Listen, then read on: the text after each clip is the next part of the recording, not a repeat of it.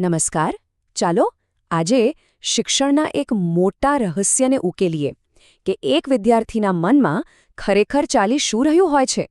હવે આ કોઈ જાદુ નથી આ તો છે પ્યોર સાયન્સ. અને આ સાયન્સને સમજવા માટે આપણી પાસે એક સ્પેશિયલ ટૂલકિટ છે.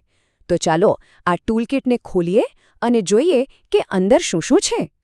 ખરેખર આ સવાલ બહુ મોટો છે ને. ક્લાસરૂમ એટલે ખાલી બોર્ડ અને બેન્ચની જગ્યા થોડી છે. એ તો જિજ્ઞાસુ દિમાગોની એક આખી દુનિયા છે, એકદમ જટિલ. તો સવાલ એ છે કે આ દુનિયાને સમજવી કઈ રીતે? બસ આ જ સવાલનો જવાબ આપણને આજના આ વિશ્લેષણમાં મળશે. તો આનો જવાબ છે શૈક્ષણિક મનોવિજ્ઞાનની પદ્ધતિઓ. હવે આ નામ સાંભળીને ગભરાવાની જરૂર નથી આ કોઈ ભારેખમ વિષય નથી. સાવ સીધી ભાષામાં કહીએ તો આ એક એવી ટૂલકિટ છે જેમાં એવા સાધનો છે જે ટીચર્સ અને સાયકોલોજિસ્ટને એ સમજવામાં મદદ કરે છે કે બાળક કેમ આવું વર્તન કરે છે, એ કઈ રીતે શીખે છે અને તેનો વિકાસ કેવી રીતે થાય છે. તો ચાલો ટૂલકિટ ખોલીએ. આપણું પહેલું અને સૌથી બેઝિક ટૂલ એ છે કુદરતી અવલોકન. તમે એને એક પાવરફુલ મેગ્નિફાઇંગ ગ્લાસ સમજી લો. એક એવું સાધન જે આપણને કોઈપણ જાતની છેડછાડ કર્યા વગર બાળકના વર્તનને એના એકદમ અસલી રૂપમાં જોવાની તક આપે છે. તો અવલોકન પદ્ધતિ એટલે શું? સાવ સિમ્પલ.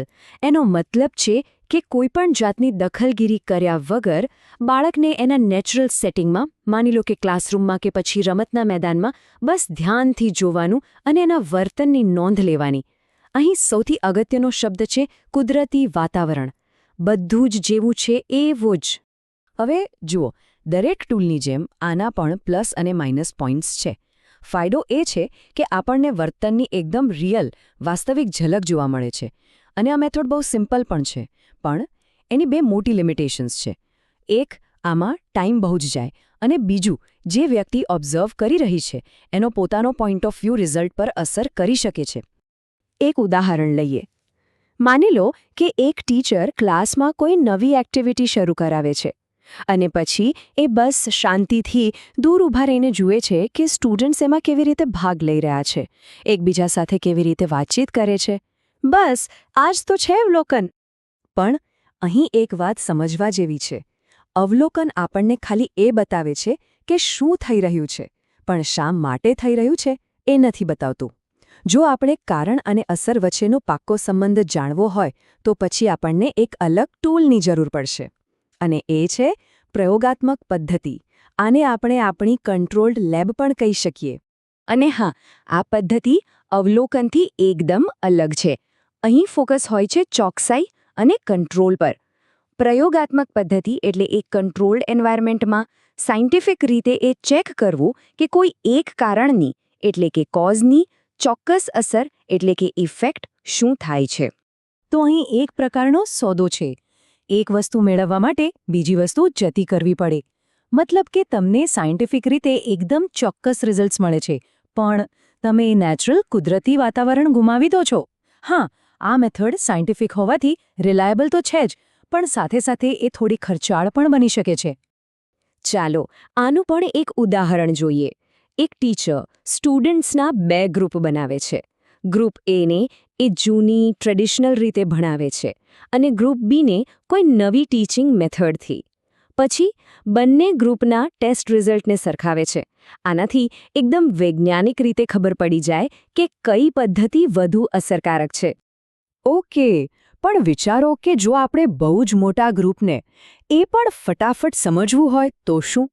માની લો કે આખા જિલ્લાના વિદ્યાર્થીઓ વિશે કંઈક જાણવું છે, તો શું કરીશું? બસ અહીં જ આપણી ટૂલ કિટનું ત્રીજું સાધન કામમાં આવે છે. એ છે ધ વાઇડ એંગલ લેન્સ, એટલે કે સર્વે પદ્ધતિ. સર્વે પદ્ધતિ એટલે શું? સીધી વાત છે.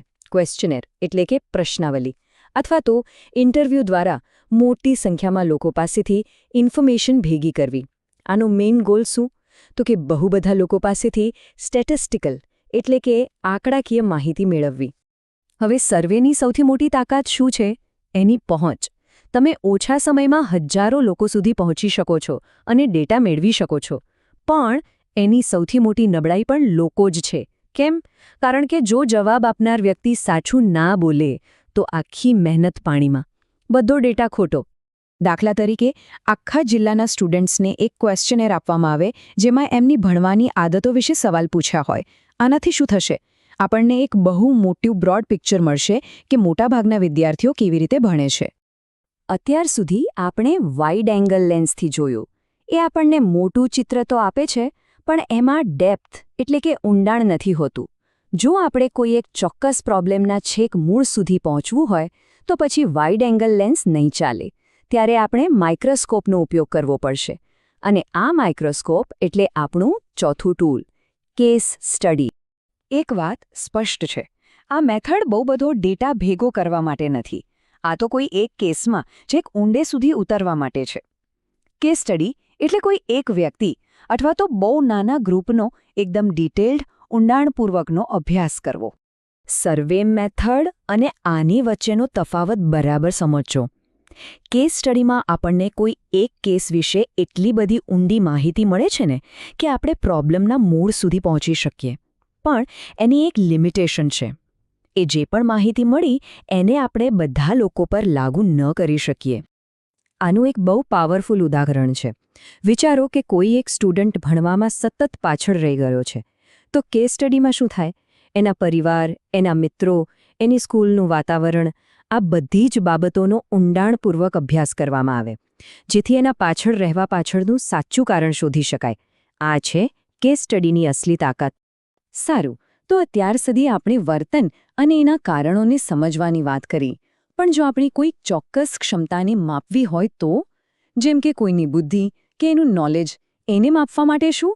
વેલ, એના માટે પણ આપણી ટૂલકિટમાં એક માપપટ્ટી છે, અને એ છે પરીક્ષણ પદ્ધતિ. સિમ્પલ શબ્દોમાં કહીએ તો આ પદ્ધતિ કોઈ ચોક્કસ ગુણ કે જ્ઞાન વિશે એવા આંકડા મેળવવાનો રસ્તો છે જેને આપણે માપી શકીએ. જેમ કે કોઈ સ્ટુડન્ટનો આઈક્યુ, એની એપ્ટિટ્યૂડ, એની પર્સનાલિટી, કે પછી એણે ભણવામાં કેટલી સિદ્ધિ મેળવી છે એ જાણવા માટે ટેસ્ટ લેવી. અને આમાં ઘણી બધી અલગ અલગ સ્ટેન્ડર્ડાઇઝ ટેસ્ટ આવે છે, જેના નામ આપણે બધાએ સાંભળ્યા જ હશે, જેમ કે IQ test, aptitude test, personality test વગેરે વગેરે.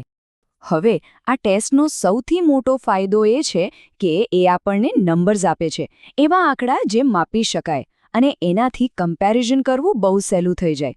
પણ એની એક બહુ મોટી મર્યાદા છે જે હંમેશા યાદ રાખવી જોઈએ. કોઈ પણ ટેસ્ટ કોઈ પણ વ્યક્તિની પૂરેપૂરી ક્ષમતા ક્યારે નથી માપી શકતી.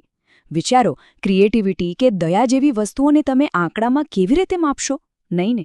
તો આટલા બધા ટૂલ્સ જોયા પછી સવાલ એ થાય કે આમાંથી બેસ્ટ કયું? તો જવાબ છે કોઈ એક નહીં. જેમ એક ડૉક્ટર દરેક બીમારી માટે એક જ દવા નથી વાપરતો, બસ એ જ રીતે એક સારો સાયકોલોજિસ્ટ પણ પ્રોબ્લેમ કેવો છે એના આધારે સાચું ટૂલ પસંદ કરે છે.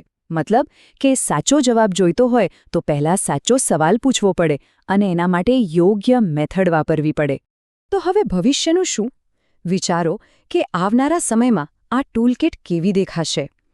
આર્ટિફિશિયલ ઇન્ટેલિજન્સ જેવી ટેકનોલોજી આ બધા સાધનોને કેટલા પાવરફુલ બનાવી શકે છે એની કલ્પના કરી જુઓ. શું આપણે ક્યારેય કોઈ વિદ્યાર્થીના મનને પૂરેપૂરું સમજી શકીશું? આ એક એવો સવાલ છે જેનો જવાબ કદાચ ભવિષ્ય આપશે. આવા જ બીજા રસપ્રદ વિષયો વિશે જાણવા માટે અમારી સાથે જોડાયેલા રહેજો. અને હા, ચેનલને સબસ્ક્રાઇબ કરવાનું ભૂલતા નહીં. ફરી મળીશું.